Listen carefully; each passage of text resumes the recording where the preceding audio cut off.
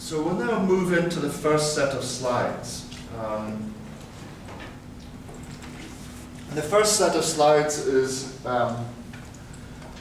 this is a revision, right? There's nothing new here at all. Well, I hope there's nothing new here at all. But it's really here just to share, I suppose, a bit of background, definitions of topologies, some of the wording that we use to explain concepts, some of the names and so forth, background on IP addressing, the hierarchy of the internet, how the internet works, who runs it or who doesn't run it, just generally how the whole internet fits together and what your part in it is. So we'll just cover all these topics. It's really just to make sure that when I talk about something, you actually understand what I'm saying and you know what I'm talking about. Because I've found over the years that quite a few of these things, as people say, the jargon just keeps changing or has different meanings in different parts of the world. So I thought I'd just cover it here just so that we're all on the same page. So some of the simple symbols we're using, that of course is a router. We've got quite a lot of diagrams coming up. So this is a router. This one represents an Ethernet switch, so layer 2 device. Router, layer 3 device. This is a network cloud, so it's any collection of, well, physical devices to make up a part of a service provider network or the whole of the service provider network. So these are some of the typical icons that we use in network diagrams. So here's one of the first examples, so okay, it doesn't come out so well. But so here we're talking about a routed backbone. So typically where the ISP is building a network, and this network can cover a region, it can cover a country, it can be part of a country, it can be worldwide. But the main thing is, it's an ISP backbone, it's built up of routers, and it's built up of, I suppose, circuits, whatever you want to call them, that join these routers together. Now the physical circuits could still be the traditional TDM circuits, they could be fiber optics, it could be wireless, radio, microwave, what else? Satellite, almost anything. Whatever media you can use to connect two routers together.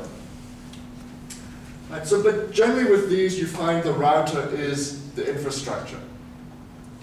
The router is the infrastructure for this. There's no other device. You get the cable, whatever it is, and you plug it straight into one of the ports on the routers. The beauty of doing it this way is it becomes a very easy system to set up. It's very easy to configure the routing protocols, very easy to do the troubleshooting on the network. Because the only pieces that you have that could go wrong are, well, the routers themselves or the actual connections between them. And this is the dominant topology used in the internet today. Right? This is the dominant way of building an ISP infrastructure. There's still one or two other ways that people are doing, but they're not common because they're harder to maintain, harder to manage, and generally much more expensive. Now, quite a few ISPs are using MPLS backbones. MPLS backbone is no different. It's still built out of routers. It's still built out of point-to-point circuits connecting these routers together. But what happens is the actual MPLS backbone is built on top of the router infrastructure. So what it really is letting you do is it's giving those folks who are used to the old ATM frame relay technologies, generally the old telco networks, it's giving them a familiar type of infrastructure back. So you're building this, I suppose,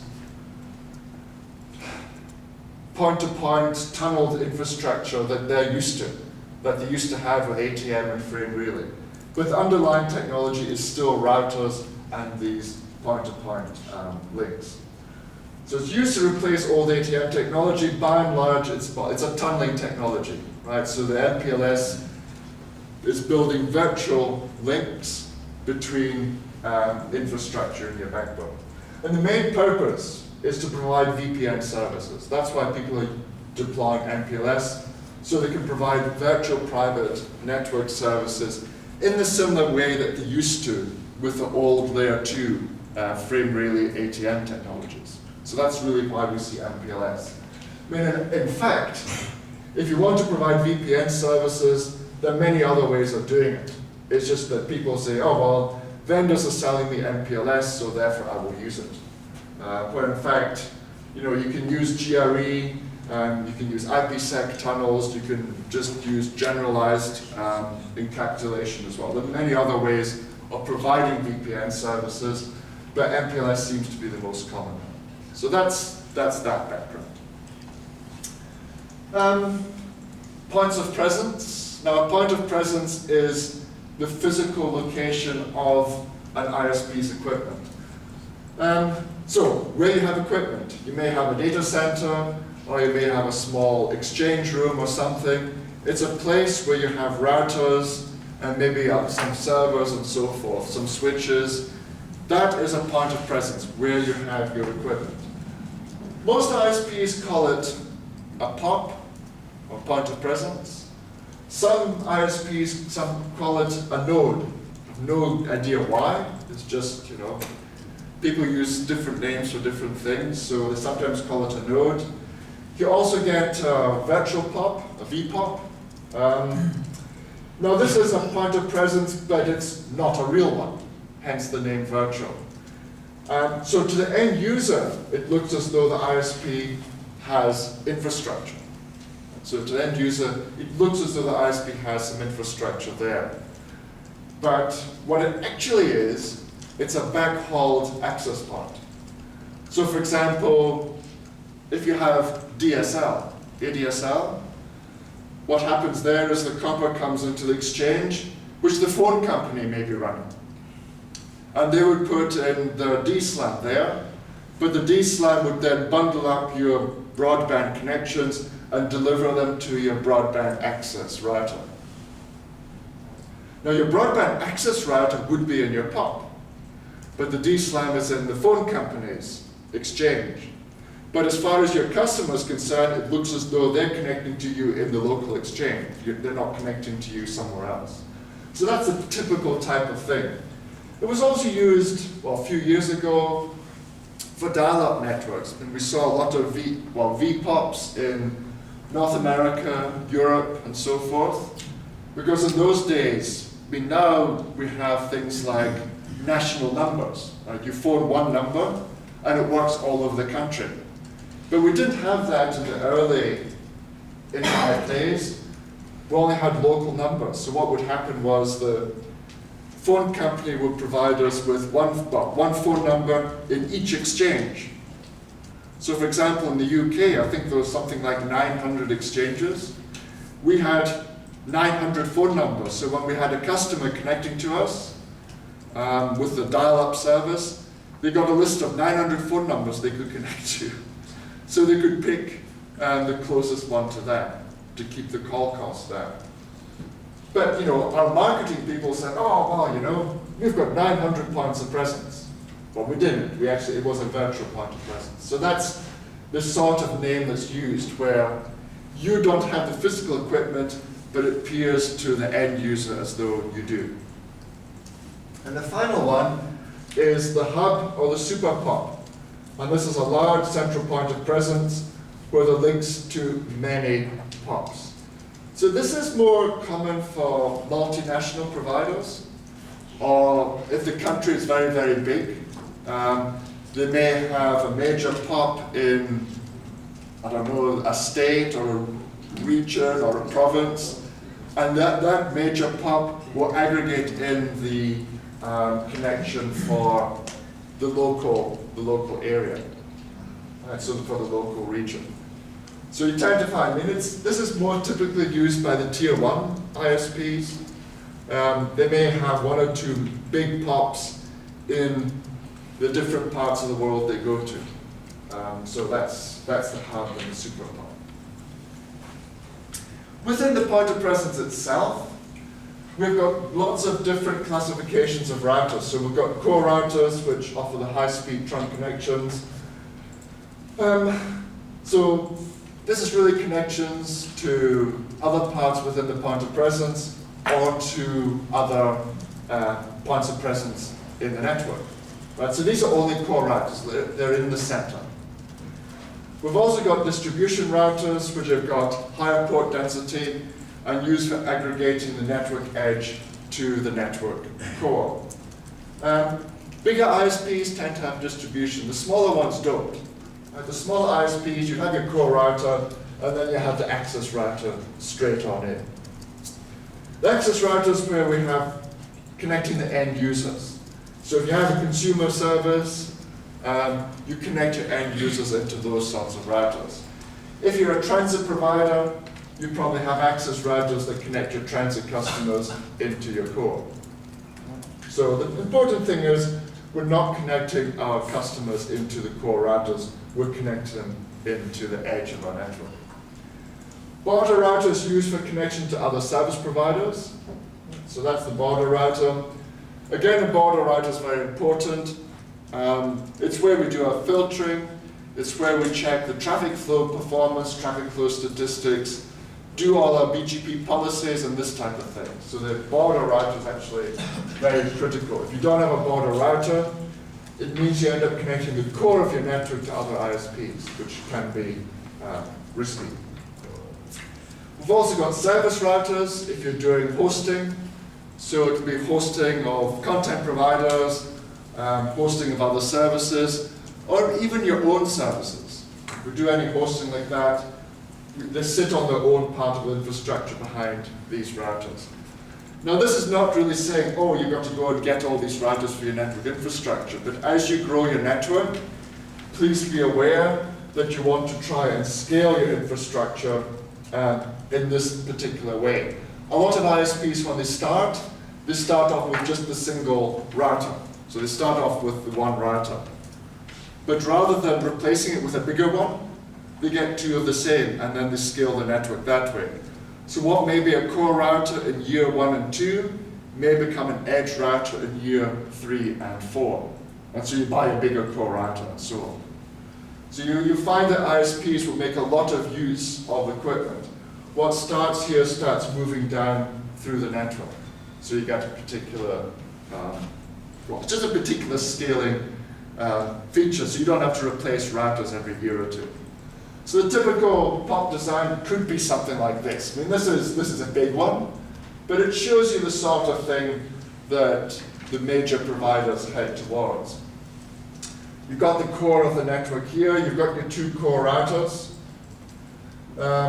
I've drawn in two border routers here. Notice we've got redundant connections between the border and the core.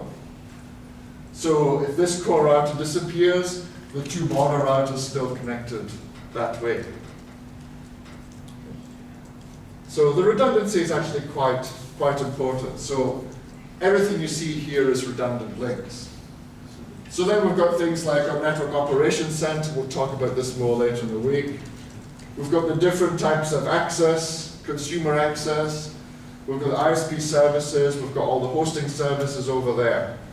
And then we've got links to other points of presence as well.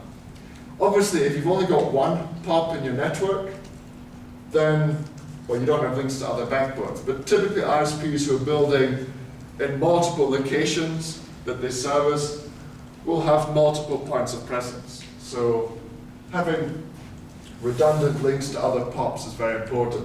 So again, if this router fails, the idea is that you can go through this router to other backbone, through the backbone to other POPs to ensure redundancy across the network. But you notice here I've got two of everything. That's quite an important aspect as well. And later in the week when we get to multi-homing, I'll be talking about the two of everything as well. And the two of everything is actually quite significant. Right, so more definitions. So 3 more here. Transit means carrying traffic across a network, usually for a fee. So if somebody talks about being a transit provider, they're providing internet access for one network operator to another network operator. That's a transit provider. And they usually charge for that. It's quite unusual for transit to be provided without any fee at all. So that's one part of the internet, transit. And that's for a fee. The other one is peering. Peering is actually very important. And that means exchanging routing information and traffic. So if you talk about routers peering with each other, or ISPs peering with each other, it means that exchanging routing information and traffic. Peering is done for no fee. That's very important. It's usually done for no fee, and this is sometimes called settlement-free peering as well. If you start looking at some of the language used on the network today, people say settlement-free peering. When two ISPs will connect to each other, even though they may compete for the same market, they connect to each other, and that's a settlement-free peering. And so peering is actually very important for the internet. Without peering, we would not have had the internet today. So I'll talk about peering in transit a little bit more. Default is where we're going to send traffic when there's no explicit match in the routing table. So we'll come and see defaults quite a bit. You've got a default route on your laptop, and the default route points to the default gateway. So it's the router that's going to connect you to the whole network. So for your laptop, it's quite straightforward, but for a router and for an ISP, it's quite important as well, because this says this is the place we can go to get access to the rest of the internet. If you don't have the details in your routing table, default is where we go to get the rest of the internet. So putting all this in a picture, so provider A and provider B will peer with each other like this, usually across an exchange point. So provider A and provider B will peer with each other like this, whereas for B to get to C over there, they need to transit provider D's backbone. Right? So provider B and C get transit across provider D's network. And so provider D is a transit provider. So that's the difference between peering and transit. We also get private interconnects. So a private interconnect is where two ISPs connect to each other. They connect the border routers like this. And this link here is a private peering or private interconnect. So this again is very common on the internet, where ISPs don't go to a public interconnect, they have a private connection with each other. And so you find that many ISPs, even though they may compete with each other, connect the networks privately together just to make sure that the traffic and the network performance for their customers is the best it can be. Public interconnect is the next step up. So when we have the private interconnect, that's fine for two ISPs. But the more ISPs you have who want to interconnect the networks, doing private interconnects doesn't really scale very well. You end up running lots of links to lots of different providers. And it becomes more cost effective to go to a public interconnect. And this is a place where several ISPs are present and will connect to each other over common shared media. And the whole purpose of doing this is to save money, reduce latency, and improve performance. And these public interconnects go by two names. It can either be IXP, Internet Exchange Point. This tends to be more the European name. And NAP, which is a Network Access Point, this tends to be more the North American name. If you look at the history of it all, the NAP, the Network Access Point, grew out of the NSFnet. So the NSFnet had NAPs, and the NAPs are where the commercial ISPs who connected to this American academic and research network, that's where they all met. And so the commercials would peer with each other at the NAPs and also get access to the NSFnet. So that's why it's kind of got that name. And so you had all these different NAPs in the US, which gave the commercial internet access to the NSFnet. And of course, the ISPs would peer with each other there. Whereas in Europe, when we started the exchange points there, we tended to call them internet exchange points. We didn't have something like the NSFnet. So it wasn't an access point for the NSFnet. It was actually a proper peering point where the ISPs who served different regions in Europe would interconnect the networks rather than having to buy transit from any of the transit providers. So how do these public interconnects look like? Or what do they look like? Most commonly, they're centralized, so in one facility, usually a data center. You find these days that data center operators will run exchange points. Not always, but you find that a lot of data center operators will run exchange points. The reason is very simple. They're operating a data center. If they provide an exchange point where ISPs can freely peer with each other, then the ISPs will put equipment in their data center, which means that the data center operator can sell space. And this is actually very good. Right? They can sell space, so if they provide the exchange point for free, then they attract ISPs into the data center. So it's actually a very good business for a data center operator to run an exchange point. For example, Equinix does this. Equinix data centers around the world all have exchange points in them that Equinix runs.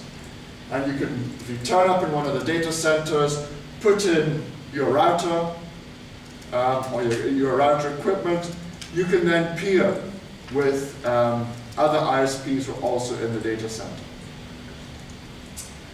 Some of the bigger internet exchange points have got more than one facility. So if you look at some of the big European exchange points, for example, in London or Frankfurt, Amsterdam, to pick three, they're in multiple data centers. So they're not just in one, they're in several data centers. And I think in Asia as well, I mean, Japan, the Japanese exchanges are in several data centers as well. Now, they've done this for several reasons. The exchange point operator wants to be in several data centers to maximize the peering opportunity for their members. So that makes the exchange point very important. And of course, it becomes a major center for the internet because you get all these different data centers and you don't have to turn up at every single one to get peering. You can be in one data center but peer with ISPs at several different ones. The interconnect used is switched. So it's a switched interconnect. These days it's Ethernet. Trying to buy an Ethernet switch is very, very cheap compared with any other media. In the past, internet exchange points have used other technologies such as, well, SRP, FIDI was one of the original technologies used. That was a 100 megabits per second token type ring in topology. I mean, certainly when I first came to the internet, the exchange points were all FIDI. And so to join the exchange point, you plugged yourself into the FIDI ring. But 100 megabits per second, these days, well, that D-Link switch here has got 100 megabits ports on the back of it. So as you saw, FIDI, it was expensive technology in the 90s, early 90s. By this century, FIDI had completely disappeared. ATM was used in the late 90s, WorldCom running May East and May West in the US, those interconnects, they used ATM. Their argument was that ISPs going to the exchange point could self-provision. But it ended up being very, very complicated technology. Well, the alternative was to buy an Ethernet switch for a few $1,000s and just plug into it. So ATM ended up being very expensive. Frame relay, too old. There were one or two exchanges using frame relay, but it doesn't make much sense. SMDS, that even predates frame relay. Kind of looks a little bit like frame relay, but a different connection media. Some exchange points are even routers, right? So running at layer 3. But I mean, nobody does that anymore. Doesn't make any sense whatsoever. It's too hard to manage. I suppose the most famous one was, well, HKX was a router until about 8-9 years ago. It was Kix West in the US before it disappeared. The commercial internet exchange, that was a Cisco AGS router. It became a Cisco 7000. And they gave up using a router because you could buy an Ethernet switch for 1/100th of the price. It was probably 10 times faster. So exchange points today are all Ethernet switches, all running at layer 2. And so each provider will turn up at the exchange point. They set up a peering relationship with each other. So whoever is there, they send an email or they speak to them and say, can we peer? They set up a peering relationship with each other, and that's done. So again, part of the workshop will show you how to set up a BGP peering relationship. So it's exactly what these folks are doing here. And so what the public interconnect looks like is something like this. You've got the Ethernet switch sitting in the middle. Each ISP brings a router. They plug the router into the Ethernet switch, and they set up peering sessions with each other across the exchange point. It's a very, very simple technique. Exchange points are vitally important for the internet. Without exchange points, there's really no useful internet in the economy in that area. So certainly if you look at different parts of the world, for example, the UK, 1994, there was no internet exchange point. The 5 ISPs there got together and set up the London Internet Exchange. When that happened, suddenly people like Microsoft and so on came to London and said, we want our data center at the exchange point. It attracts a lot of other people. So the exchange point would be wide open. Because all the ISPs are there, you start attracting, well, these days, you get root name servers, you get Google, Akamai will turn up, you get a lot of the TLD servers turning up, a lot of the content providers, the broadcast media turn up. If you look at some of the global news organizations, they put their servers into internet exchange points. So these are very, very important part of the internet ecosystem. As I said, without exchange points, without these public interconnects, we would not have the internet we see today. Right? The internet would not have grown if everybody had to pay everybody else for access to it. This means that ISPs can interconnect the networks without having to pay for traffic. So bring it all together.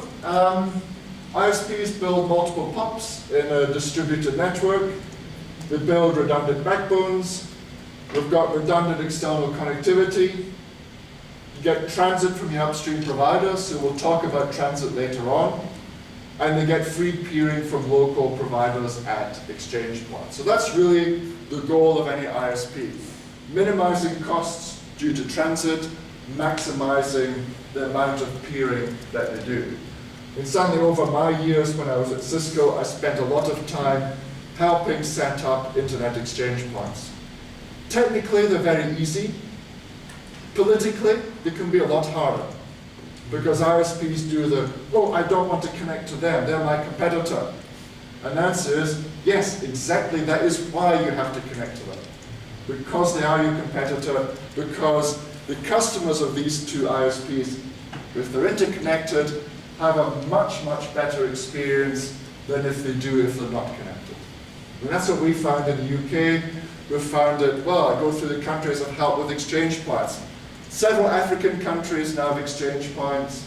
Nepal has an exchange point. Without it, there was no internet.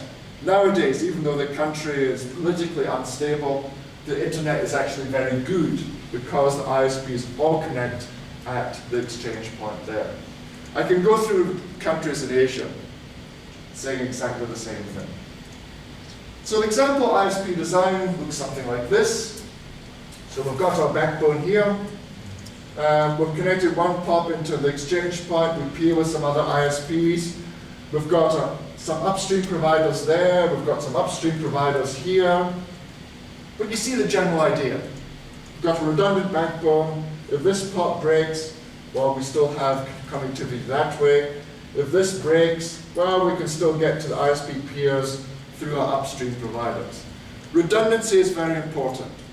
Without redundancy, as we'll see later in the week when I talk about multi-homing, we don't have much of a network infrastructure at all.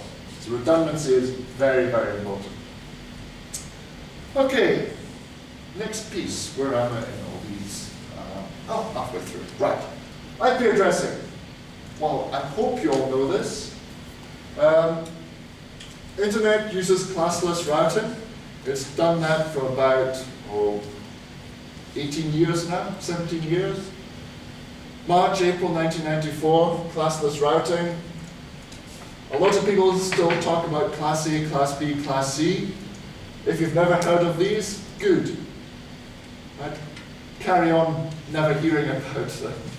But there's still a lot of people talk about this. Don't exist. We're talking in terms of prefix sizes. So with IPv4, we talk about prefix lengths. So for example, 158.43, which was the address space that we had at Uninet in the UK, well, it was a Class B, but of course it's talked about as 158.43/16. That's what people talk about. And we always talk about address / the prefix size. Our routers need to be cyber capable. Well, I think this is all pretty obvious now. I think I need to update these slides to say that all routers must be IPv6 capable, because that's where we're going. And the one thing with IPv6, as we'll see later this afternoon, is that it also uses classless routing. And it also talks in terms of prefix length, like this, rather than different classes of addresses. So the bit of history, before 1994, it was actually very simple address distribution. It was all done by Interconnect. And if you wrote them a letter or an email and said, hey, I need some addresses, they would say, hey, how many do you need? And you would say, hey, I need 500. And they would say, here, have a Class B. That's how it worked. It was literally, if you're a big network, you got a Class A medium size, you got a Class B, and a small, you got a Class C. When I was at university, what was it, 87, 88, starting to play with IP networks, and I wrote an email to Internet, said, hey, I need some addresses for my 3 computers. I had 3 computers, that was actually quite unusual in those days. 3 computers that were talking IP. And I got a Class C. That's what happened. They gave me a /24, a whole Class C. I mean, nowadays, if you go to an ISP and say, I need addresses for 3 computers, you get a /29. Right? You wouldn't get a 24, you get a 29. That's how it's changed. So those days, it was very, very generous. And of course, the internet started in North America and parts of Europe. And this is why North America and parts of Europe has so much address space now. Because if it was a university in North America, they just said, hey, have university, all these departments, got several thousand hosts, oh, have a Class A. That's just how it worked. But by 1994, we were seriously running out of IP addresses. So it all changed. The internet moved over to classless routing. So from 94 to 2010, address space was distributed according to demonstrated need. So rather than doing the, hey, I've got 500 hosts and you're getting a Class B, it was, I've got 500 hosts, and then the discussion with the registry, well, but how many are connected at the same time? Oh, only 50. Well, you're going to get a /24 type thing. So the conversation was very, very different. assignments and allocations were made according to demonstrated need. So that was the classless routing days. And of course, from last year, from 2011, IPv6 is really coming to the fore now. So the size of v4 address allocations here are very, very small. So as you know, I hope, in Apricot service region, if you need more address space, you will get 1/22. That's it. Once you've got that /22, you will not get any more address space from Apricot at all. Did anybody know that? You do now. So you have one more /22 available for you. That doesn't mean you go home this evening and send an email or go to my Apricot and sign up for your 22. But that's what the policy is now, because there's no more v4 address space in Asia Pac. Apricot can only give you a 22, and that's it, one off. So IPv6 is actually very, very serious, which is why it's part of this workshop as well. So IP addresses are shared amongst all internet users. So they're not property as such, they're there to make sure that the devices on the internet can talk to each other. And the hierarchy is like this. So IANA, so the internet assigned numbers authority. So IANA is responsible for distributing the addresses to the internet. And so they distribute these addresses to the regional internet registries. So Apricot is one of them, so it's one of the 5. So we're looking after about 1/3 of the world here in Asia Pacific. And we will allocate address space to the ISPs and local internet registries. So again, depending where you are in the world, there's different terminology. But generally the address space is allocated out to the service providers. The service providers will assign the address space to the end users. Whether the end users are the ISP's own infrastructure or whether it's the customers of the ISP. So the idea is that all network operators go to the registries for address space. And this doesn't change with IPv6. So with IPv6, a network operator is expected to go to the registry to get address space. So as I said before, all usable v4 address space has gone to the registries. IANA doesn't have any left. And there are 2 types. I've talked about provider aggregatable or PA space. So here, this is the address space that an ISP gets from the registry, and the registry will give it to the end customer. And all it means is that when the customer no longer needs the address space, they give it back to the ISP. It's a bit like DHCP. DHCP on your laptop, you get a temporary address for as long as you need it, and then when you no longer need it, your laptop gives it back to the DHCP server. So if your customer is going to change, they have to renumber the network. So that's the provider aggregatable address space. It is allocated to the member of the registry, and the member of the registry will distribute this address space to the customers. The other type you get is this provider independent space. So here the customer, so the end user, goes directly to the internet routing, or goes to the regional internet registry. Which means the customer can keep the addresses when they change ISPs.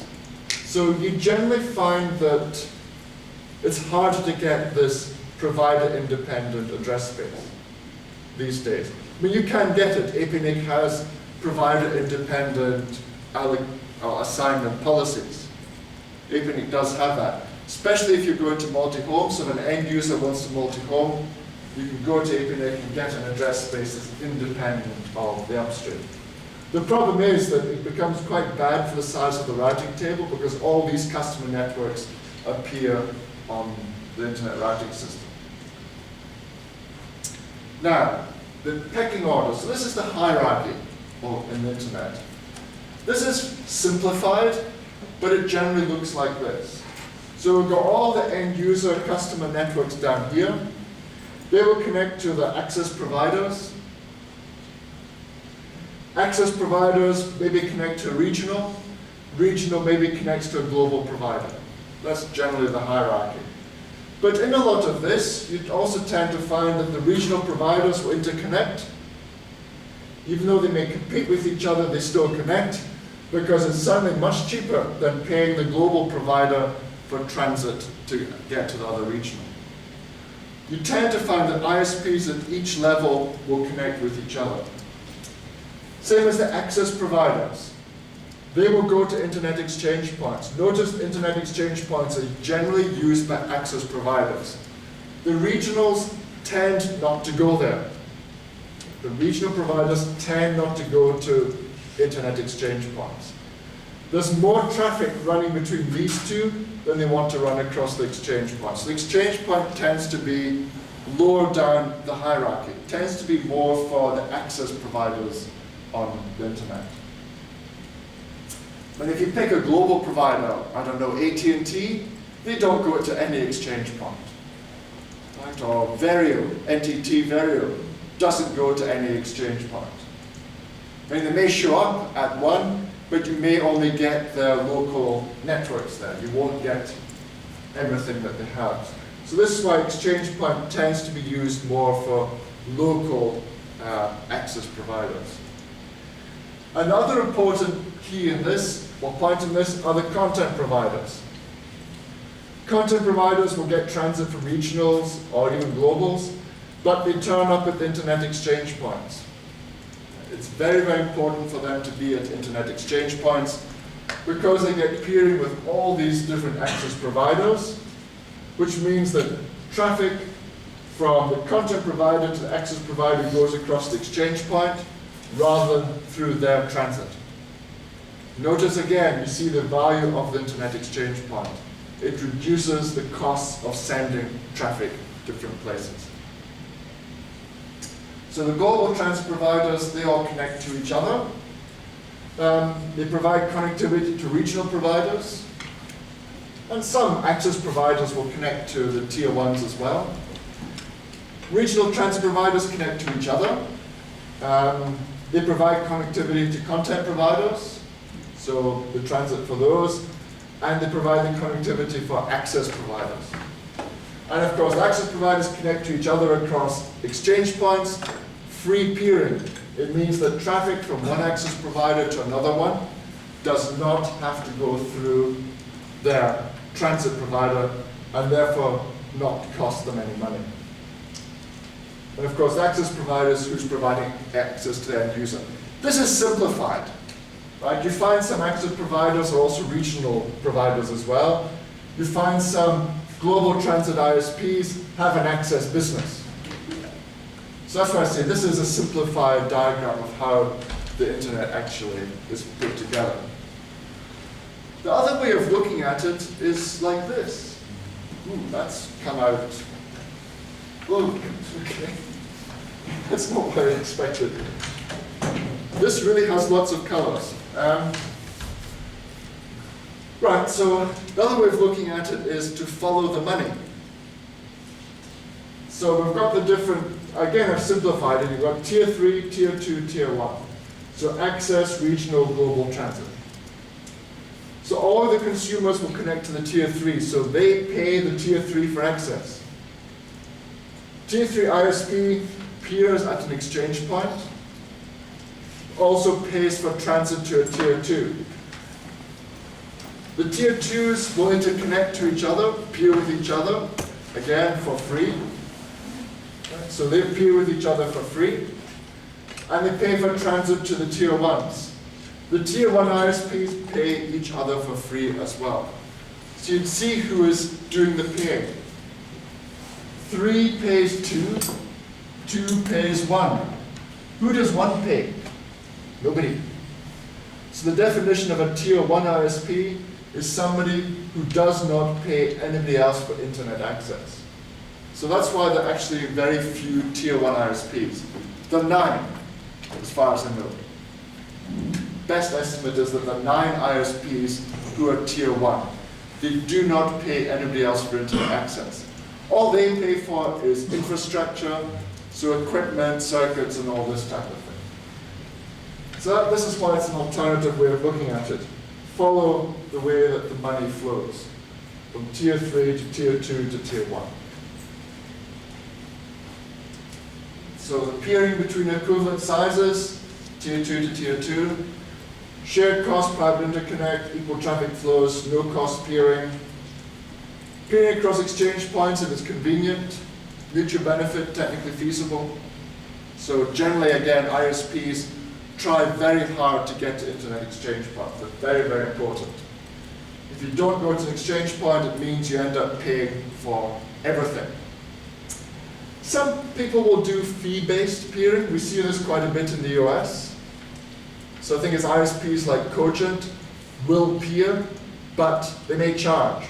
So they charge for peering. And what they do is they look at the traffic flows, the relative traffic flows, and they will charge based on that. So it's a 95 percentile style charging, which again is a very common way of charging for internet transit. So they would look at things like that. Because they say, oh, there might be seasonal variations. So maybe half the year, more traffic goes this way.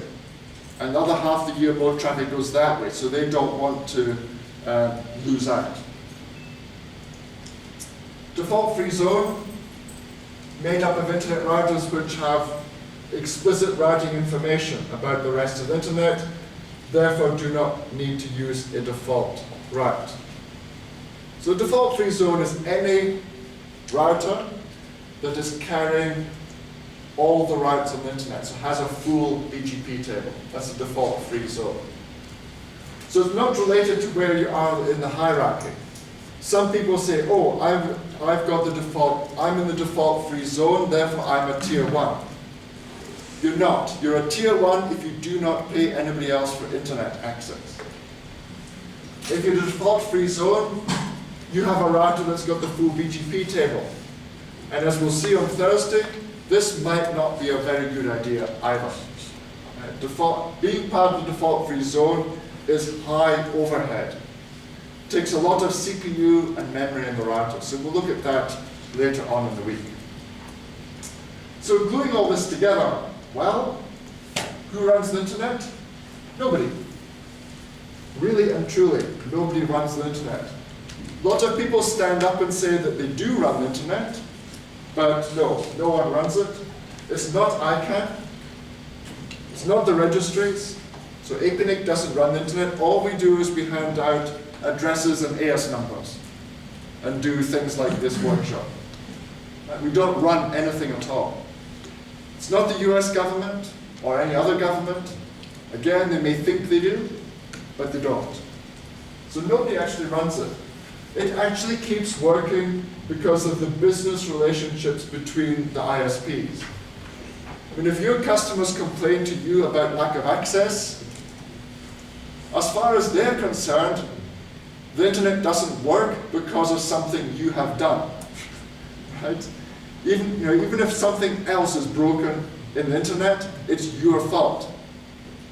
That's why it is. So it's the internet keeps working because of the business relationships.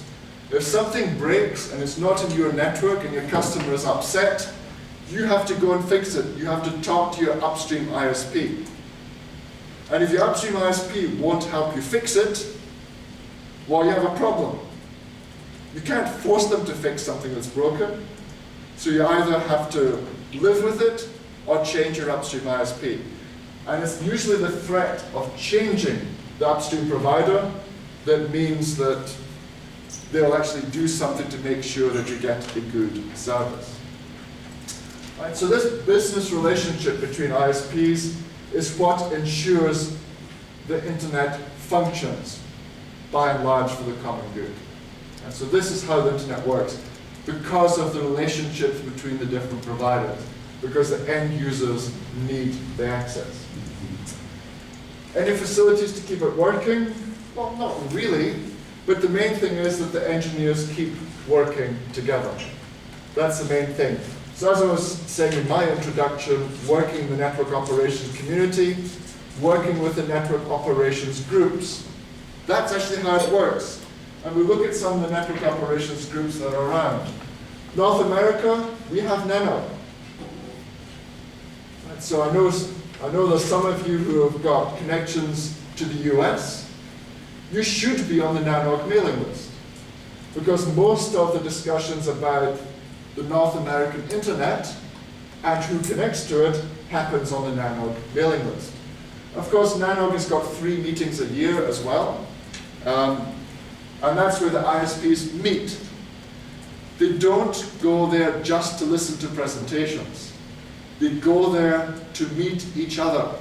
So the meeting time at these network operations meetings is very important. People get a chance to talk to each other. Right? So they're talking to each other. So you find lunches, break times, evening social events, people are talking. If you've never met somebody before from an ISP that you want to peer with, if you send them an email, well, you know what happens. You can ignore email, very easy. But if you meet the person in person, shake his hand, change business cards, have a drink, have a meal, whatever, you then know who this person is. So when you send an email and say, hey, you know, we had a great time at this meeting, and do you remember we talked about this, this, and this? How about we have our 2 networks peer? Then this person will say, oh yeah, I remember him, he was great. Let's interconnect. It's a much different. Peering between ISPs is done at the social level, between the peering coordinators of each ISP talking to each other. So that's why these meetings are very, very important for the network engineers to talk to each other. Right? It's not for the CEOs. A CEO goes to this operator group meeting, they'll find it very boring. Because it's talking technical all the time. It's where the network engineers actually go. So the network managers, the people configuring the routers, the people configuring the servers. Latin America, we've got similar things there. We've got the Research Network Forum. LACNOG is happening. Middle East, we've got MENOG. MENOG was in Dubai a few weeks ago. So I was teaching a similar workshop there. Same thing, same idea, the opportunity for people to meet. Asia Pacific, of course, there's Apricot. Some of you might have been to Apricot. If you've never heard of it, please go here. Please come to Apricot next year, Singapore. Should be reasonably okay for you to get to Singapore, I hope. We do workshops like this. Well, I'll be doing this workshop at Apricot in February next year anyway. So you don't need to come to it again. But the other workshops, we do what we're going to do. I think we're going to do an MPLS workshop. We'll do a security workshop. And I think it's network management is the other one. Yeah, I think that's what we're going to be doing. So if you're interested in those subjects, please come to Apricot. If you can't afford to come, Apricot has fellowships as well. So we actually pay a percentage of the airfare and the accommodation. So have a look at the Apricot website. So that's a very important meeting. And in fact, the Interconnect meeting as well, the one coming up in Cambodia, we're making it bigger, so it's more like Apricot with workshops and so forth. So again, good opportunity for people to meet. Pacific, so the Pacific Islands, they have their own operations group as well. So after I'm here in Mongolia, so the first week in July, I will go to Pecking, and I'm going to teach this workshop as well, the same workshop. Okay. So again, operations group meeting. SANOG South Asia, this is in Pakistan, same, well, the week after Pacific meeting. Again, the same format, workshops, conference, opportunities for ISPs to meet each other. In fact, this is my 3rd trip to Mongolia, and each time I come, I say to my hosts, what happened to the Mongolia Network Operations Group? We need one here. It's the same thing. I mean, I know you probably think, oh, well, we all know each other, we know where to find each other, and so forth. That's not the point. Have a get-together. They do it in Malaysia, Japan, New Zealand, Australia. Well, Philippines has kind of died, sort of, hasn't it? But there's always a network operations community. Nepal, they have a network operations meeting. When the exchange point meets, they hold a meeting together. So the exchange point members meet, and the ISPs held the network operators group meeting.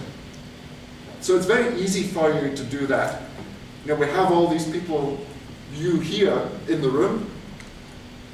We could hold a network operators group meeting. We could do workshop and other presentations as well. So think about it. It's the next step on from this workshop. Maybe I should set that as an exercise. Set up Mongolia Network Operators Group. And then you can invite people like me to come and do a workshop for the Mongolian NOG. Anyway, but you see the point. You know, the Network Operators Group means engineers keep talking to each other, and that's a very important piece.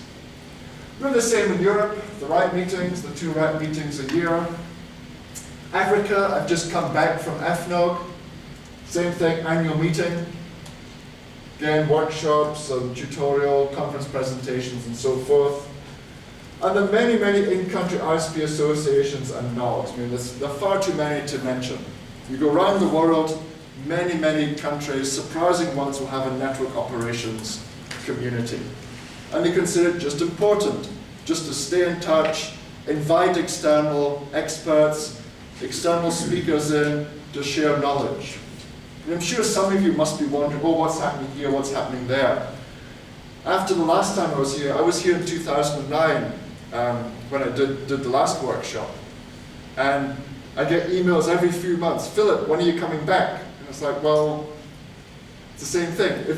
Again, it would be easier if there was a big invitation from an in-country network operations group saying, please, you know, the network operations group of Mongolia would like, because then that's a big thing, and you know, just the perception looks a lot better. And it means the community here is working together to make the internet better. So, summary of all this, well, we covered topologies, definitions, we looked at the addressing, we'll come to V6 later on, this afternoon, tomorrow. We looked at the hierarchy of internet. We looked at exchange points, very, very important, and how it all fits together. Like the engineers, really you, me, everybody else like you and me, are the folks that make the internet work. There's not any higher authority that does all this, right? It's the common business interests. So that's the first slide set. Just a general background introduction to how the internet hierarchy all works. Right, it's sort of semi-technical. The next set of slides will start looking a little bit at how the routing works. But I think it's our coffee break, tea break now. So we'll have a tea break. So we'll start again at 11 o'clock. Okay.